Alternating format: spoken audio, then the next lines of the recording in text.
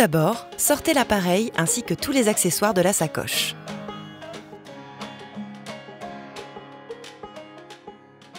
Positionnez l'appareil sur une surface stable à hauteur du lit ou légèrement en dessous à l'abri de vos jeunes enfants ou animaux de compagnie. Pour utiliser l'appareil, il faut d'abord connecter le câble d'alimentation au dos de l'appareil et brancher la prise secteur. À l'arrière de l'appareil, appuyez une seule fois sur le bouton vert « Marche arrêt ». L'écran de l'appareil s'allume automatiquement, accompagné d'un signal sonore et lumineux. L'écran d'accueil apparaît. Si l'appareil n'est pas correctement branché à l'arrière ou au niveau du secteur, ou si vous l'utilisez sans la prise secteur, un message d'alarme accompagné d'un signal sonore vous indique que le ventilateur fonctionne sur batterie interne. Rebranchez correctement la prise à l'arrière de l'appareil ou sur secteur si possible. Sinon, inhibez l'alarme en cliquant 3 fois sur « Arrêt alarme ». À savoir que le ventilateur a une autonomie d'environ 8 heures maximum sur sa batterie interne. Au moment du coucher, branchez l'humidificateur sur le secteur. Remplir le réservoir de l'humidificateur avec de l'eau de source, sans dépasser le niveau maximal. Placez délicatement le réservoir dans son emplacement en appuyant sur le rebord avant et en le faisant glisser jusqu'à entendre le clac. L'humidificateur doit être placé à côté ou en dessous de l'appareil sur une surface stable. Si vous devez déplacer l'appareil, retirez d'abord le réservoir en appuyant sur la partie avant. Puis, faites glisser le réservoir délicatement vers l'extérieur. Attention, pensez à vider le réservoir avant de transporter l'appareil. Si le réservoir de l'humidificateur est cassé, ou si l'humidificateur ne fonctionne pas, vous pouvez continuer à utiliser le ventilateur sans l'humidificateur. Prévenez alors le prestataire qui vous fournira un autre réservoir ou humidificateur. Si vous devez utiliser la ventilation au cours d'un déplacement, ne vous servez pas de l'humidificateur. Si votre enfant a besoin d'oxygène sur sa ventilation, vérifiez bien que le raccord est en place à l'arrière de l'appareil. S'il n'est pas présent, insérez-le en appuyant fortement. Pour le retirer, appuyez sur la partie métallique. Raccordez le ventilateur à la source d'oxygène à l'aide de la tubuleur verte.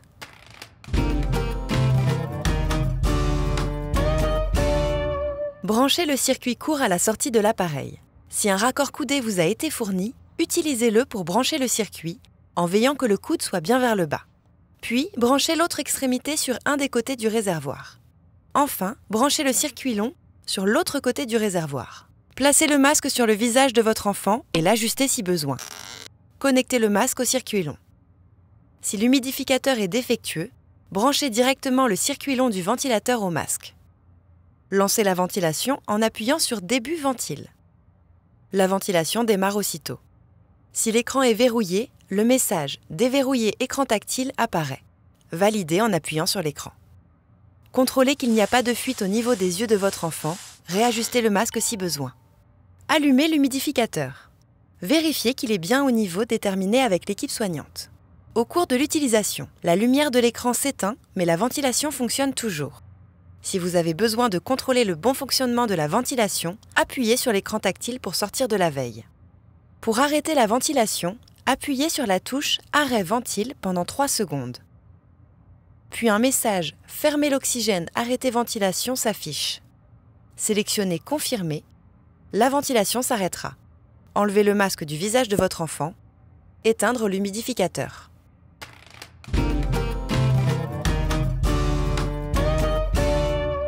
Pour régler la température de l'humidificateur, en fonction du type d'humidificateur que vous avez à la maison, il faut soit tourner la petite molette pour mettre le côté le plus fin en correspondance avec le niveau souhaité, soit il faut appuyer sur le bouton température jusqu'à atteindre le niveau souhaité. Pour rappel, il faut augmenter la température de l'humidificateur si votre enfant décrie ou si vous constatez une sécheresse nasale ou buccale, si votre enfant se lève pour boire la nuit, s'il boit beaucoup plus le matin au réveil. Il faut baisser la température si vous constatez la présence de condensation d'eau dans le circuit. Retirez alors le circuit pour le faire sécher et contactez l'équipe soignante en cas de problème lié à l'humidification. En cas d'alarme du ventilateur, prendre connaissance du message d'alarme et agir en conséquence si possible. Par exemple, déconnexion circuit. Contrôlez le masque et le circuit. Pour le message « Masque sans fuite », vérifiez que votre enfant ne dort pas avec la tête dans son oreiller ou que sa main, son doudou, n'obstrue pas les fuites intentionnelles du masque, c'est-à-dire les petits orifices qui permettent à l'air de sortir du masque. Vous pouvez inhiber l'alarme en appuyant une fois sur le bouton « Arrêt alarme ». Mais celle-ci sonnera de nouveau au bout de quelques minutes si le problème n'est pas résolu. Une fois le problème résolu, appuyez de nouveau 2 fois sur le bouton « Arrêt alarme » pour supprimer le signal lumineux. Si l'appareil n'est pas utilisé, il se met en veille. Vous pouvez appuyer une fois sur l'écran tactile pour la sortie de veille. Le message « Déverrouiller écran tactile » apparaît, validé en appuyant sur l'écran. Si vous souhaitez éteindre l'appareil, appuyez une seule fois sur le bouton vert « Marche arrêt » au dos de l'appareil. Au bout d'environ 5 secondes, vous pourrez cliquer sur « Confirmer l'arrêt ». Lorsque l'appareil est éteint, vous pouvez le débrancher ou le laisser brancher au secteur. Tous les matins, il faut retirer l'humidificateur délicatement et vider complètement l'eau. Laisser sécher jusqu'à la prochaine utilisation. Si une couche de calcaire commence à se former, laissez tremper le réservoir dans de l'eau chaude et du vinaigre blanc, puis rincez abondamment. Nettoyez le masque avec de l'eau et du savon doux et bien le sécher. Si des marques ou des rougeurs sont présentes sur le visage de votre enfant, surveillez qu'elles disparaissent bien au cours de la journée.